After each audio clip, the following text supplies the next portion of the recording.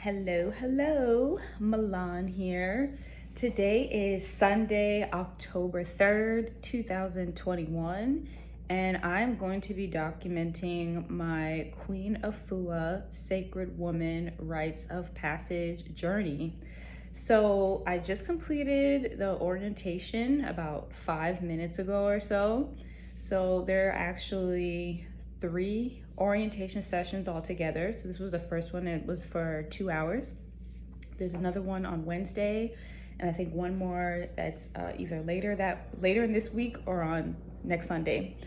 And I just want to document my journey, where I'm at right now, how I'm feeling right now, what are my intentions, and where does this journey take me. So that's what we're doing. This is documenting it. So I will not be sharing this in real time. I am going to do these videos along the journey, and then at the end, I have a fun project of putting it all together, and then I will share it.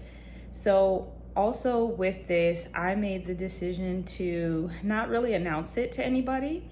It's not a secret. So if it comes up in conversation, I will share, but it's not something that I'm going out of my way, out of nowhere to tell people.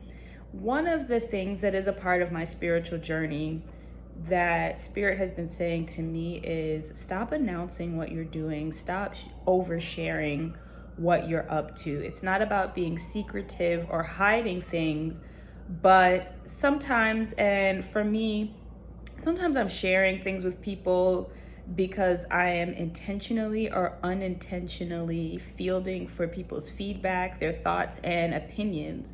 And at the end of the day, if I really want to do something, it's important to me and intuitively it feels right to me. It really doesn't matter what anybody else thinks or feels about it, even if they agree. It just doesn't matter. And so for me, this practice is about really being in tune with myself and not trying to directly or indirectly lean on other people for guidance. I have to trust myself. I know what I'm doing. I have an intuition and it works for me. And also to remind myself that it's not always going to make sense to other people. And just because it doesn't mean that certain things I shouldn't proceed. But if I'm always in tune with myself, I will know if something is right for me or not.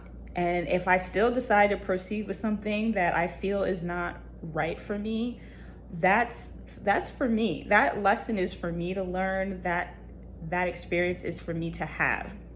And I don't need other people to tell me those things, because if I allow it to influence me, then it influences me and I'm not in alignment with myself. So that may or may not make sense. It makes sense for me. It's true for me. And that's really what matters. I'm in a place in my life and my spiritual journey where I have to be in tune with myself. It only has to make sense for me. And as long as I'm not hurting myself or hurting anybody else, it has to make sense for me. So I have to think about, what my ultimate intention is going to be. And this journey, one of my intentions actually, is I told myself that I was not going to drive myself crazy, if that makes any sense, because this is all about intention and not so much about the actual mechanics and intricacies. All of these things are tools to remind us of the truth, essentially. But that's why they're important, because they help us remember. So for that, it's just to say, as long as my intention is always there, if some of the tools or some things are a little off, it's okay, as long as my energy is where it needs to be. So for me, sometimes I can be a very rigid person. And so what I am charging and challenging myself to do is be more present than rigid. Be more present for the journey and what I'm supposed to get out of it than being so caught up in the finite details sometimes. So it's to say, for example, we have to wear all white during the whole this whole journey, and it's a 12-week journey. So, and I'm talking about white everything, white underwear, white jewelry, white clothes, white shoes even. So for me, you know, the first thing I started thinking about is I don't really have a lot of white shoes outside of tennis shoes, and I'm like, do not drive yourself crazy. Definitely do your best. You know, luckily for me, I actually do have a lot of white clothing, so that shouldn't be that big of a stretch. But you know, if it's a winter day and I need to run out somewhere and if I forget to put on a pair of white shoes, I'm not gonna lambast and, you know, crucify myself for doing that either. Take note of it and make a note for next time. Remember to put on, you know, a white pair of shoes. So I think for me, because if I lambast and do all of that, I'm pulling myself away from what this is meant to teach me. So I understand the reasoning behind wearing the all white, but not letting that choke me out if I forget one time or something like that. That's part of my work. And so that's one of the intentions that I have for myself, is to ultimately be present for the experience and what I am meant to get out of it, and not to lambast and beat up myself if I forget something. You just forget it, you learn, and you move on. That's it. It doesn't make it better by crucifying yourself. So that is definitely one of my intentions, but I'm looking forward to continuing to grow. Honestly, I'm in a place in my life where I am very, very, very consciously aware of the fact that nothing is happening to me. Everything absolutely is happening for me. Even the things that were mistakes, even the bad things, they have all served me. They have all served me. And they have all gotten me to the place that I'm at right now, to the point that if they didn't happen the exact way that they did in the exact divine timing that they did, I can't say that I would be the exact being that I am right now. I can't. So that's where I'm at. So I'm looking forward to this.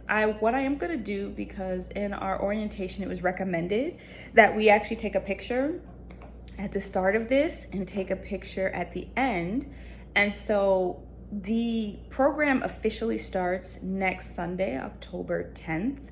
So either sometime between this week or definitely next Sunday, I'm going to take a before picture. And then maybe I actually might even take pictures once a month. And then at the end of the program, I will take my final picture. So I'm really excited to do this, and I'm actually really excited that I'm not doing it in real time and putting it on Instagram, because I just want to focus on the journey. I want to be present for it completely. So I'm excited for all the footage that I am going to do. I don't know a cadence at this point. I'm thinking at least once a month doing a check-in video, but we'll see. I may be led to do once a week. I'm gonna let that come to me. I'm not going to try to jerry-rig it. Spirit is gonna let me know when I need to come in. Sometimes I'll be on this, which is my iPhone. I may do some other on my camera. I'm just gonna let it flow. I'm gonna let this be what it be, and at the end, we're gonna see what's up. We're gonna see what's there. So I'm really excited.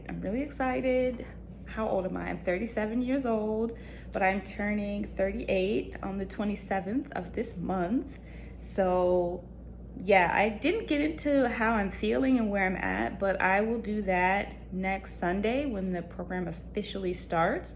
I will do an emotional, spiritual, mental, physical check-in. So I also have documentation of that.